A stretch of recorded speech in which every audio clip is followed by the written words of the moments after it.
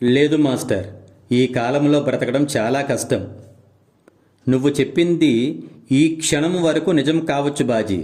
కానీ ఏ కాలంలోనైనా మనిషి బ్రతకాలంటే నాకు ఏమీ అవ్వదు అనే ధైర్యం ఉండాలి.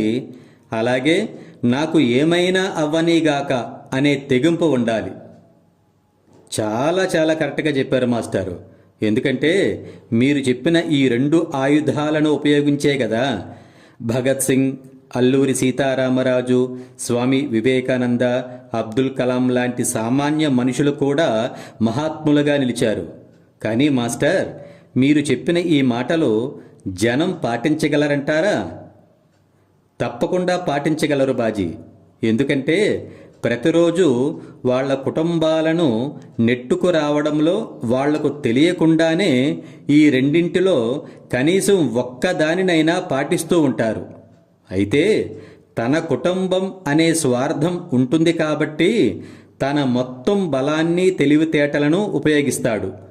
సమాజాన్ని కూడా అలాగే అనుకోగలిగితే నువ్వన్నట్లు మహాత్ములుగా నిలిచిపోతారు. జై హింద్.